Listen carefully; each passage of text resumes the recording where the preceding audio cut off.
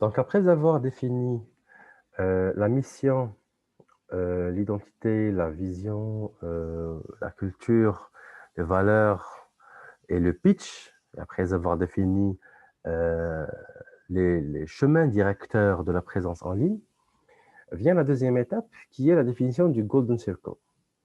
Alors en fait, le Golden Circle, c'est une manière de voir les choses ou de se présenter en ligne à travers son offre de produits ou de services. Et donc, en fait, c'est quoi le Golden Circle? Le Golden Circle, il se base sur le triptyque What, Why, What, How and Why. Les trois questions auxquelles toute entreprise est amenée à répondre. Le what, ce que l'entreprise offre, ce qu'elle fait. En principe, ça, c'est une question à laquelle tout le monde peut répondre. Toute entreprise sait ce qu'elle fait parce que c'est ce qu'elle vend.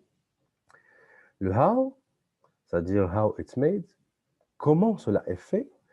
Là, on ne va pas retrouver quand même la totalité des entreprises qui vont savoir comment la chose est faite, parce que peut-être qu'ils ne sont que des revendeurs, peut-être qu'ils ne sont pas responsables de la conception elle-même, peut-être que ce sont des départements recherche et développement qui font ça, peut-être que ce sont des laboratoires privés qui vont faire ça pour l'entreprise, etc., etc.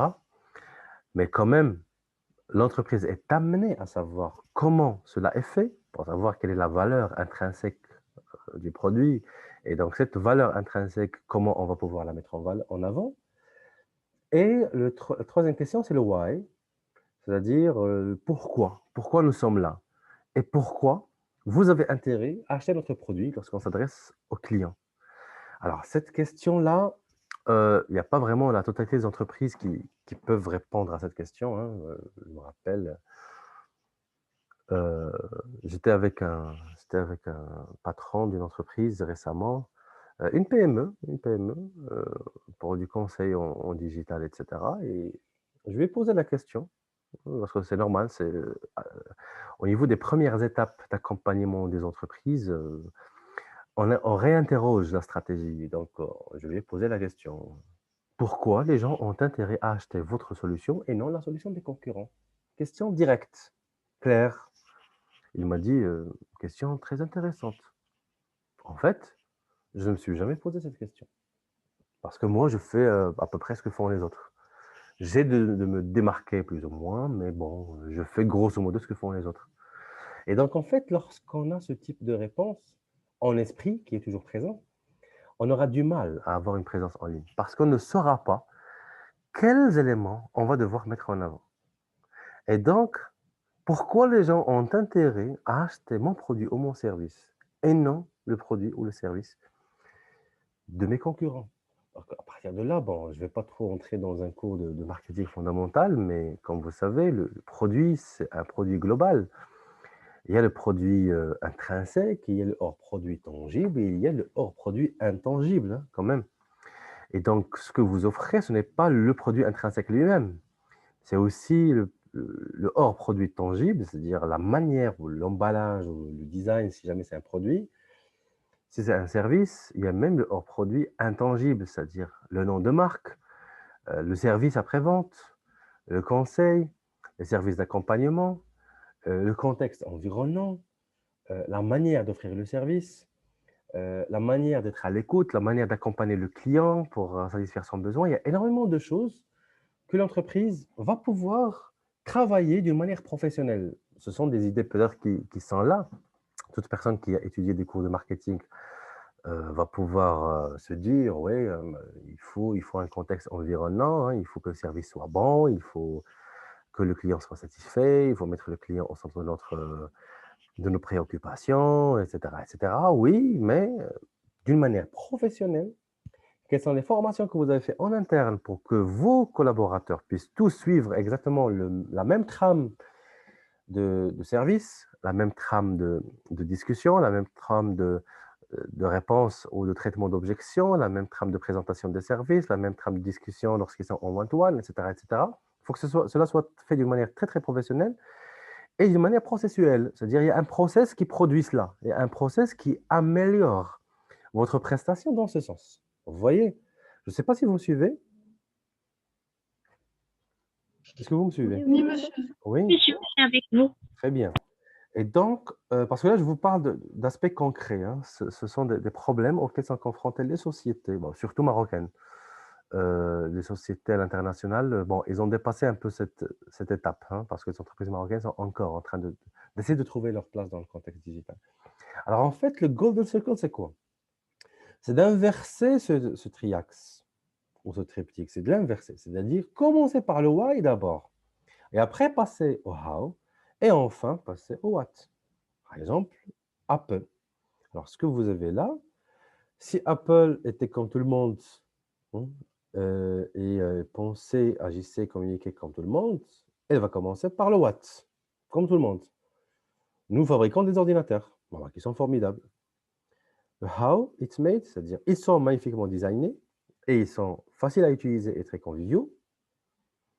Et le why, c'est-à-dire est-ce que vous en voulez un puisqu'ils sont magnifiquement designés, parce qu'ils sont conviviaux et parce qu'ils sont formidables. Donc, c'est comme ça que la majorité des entreprises agissent. Mais en fait, Apple, dans la réalité, il a inversé la donne. Et donc, il commence par le why. Le why, c'est-à-dire la raison d'être. Ça rejoint un peu la mission de tout à l'heure. Si on peut faire de la mission une raison d'être et un argument valable et durable pour que les clients soient convaincus que notre solution est la meilleure, parce que cela reflète notre identité en fait. Et donc, Apple, qu'est-ce qu'elle dit? Dans tout ce que nous faisons, nous croyons à la remise en cause du statu quo. Nous croyons en une manière différente de penser. Ça, c'est la philosophie Apple. Et dès le départ, eux, ils pensaient différemment et ils agissaient différemment. Et si vous voyez aujourd'hui toute configuration des solutions Apple, vous allez trouver qu'elles sont différentes. Donnez un iPhone à, à vos grands-parents, par exemple, qui à peine se retrouvent un peu dans l'environnement des smartphones, donnez-leur un iPhone et essayez de voir est-ce qu'ils vont facilement se retrouver. Ou même à l'un de vos parents, s'il n'est pas trop connecté, nos parents nous-mêmes, hein, ils ne sont pas trop connectés. Hein. On trouvera l'un des parents qui est bon, qui est connecté, l'autre peut-être qu'il n'est pas autant. Ou n'importe quelle personne dans notre entourage qui ne soit pas trop connectée, donnez-lui soit un, un Mac.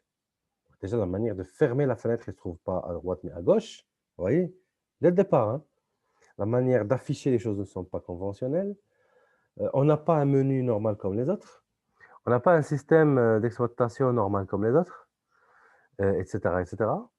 Et donc, c'est une manière différente de vivre, une manière différente de penser. Et donc, ce why, c'est-à-dire notre manière de voir les choses différemment, va déterminer le how, c'est-à-dire how it's made. Donc, le how it's made, comment nous concevons les choses, c'est en remettant en cause toujours le statu quo, c'est-à-dire des choses qui sont conventionnelles, nous, on va essayer d'en faire autrement, juste parce qu'elles sont conventionnelles. Et donc, on va essayer de sortir de l'ordinaire, sortir du conventionnel, tout en gardant et en maintenant l'aspect design, facilité et convivialité. Et enfin, le what va être la conséquence. Le what, c'est, et ça se trouve, quand on fait aussi des ordinateurs qui sont magnifiquement designés et qui sont bons. Est-ce que vous en voulez un? Vous voyez, maintenant, en inversant la donne, en commençant toujours par le why et en le déclinant en how et en what, ce que les gens vont acheter, ce n'est pas ce qu'on va faire, mais c'est le pourquoi de la chose, le pourquoi on le fait. Et donc, comme ça, on va pouvoir très rapidement se démarquer et très rapidement toucher la cible de la manière que l'on souhaite et intéresser la cible durablement et réussir un peu cet ancrage dans l'esprit de la cible et ce positionnement que l'on souhaite. Donc, c'est ça le Golden Circle.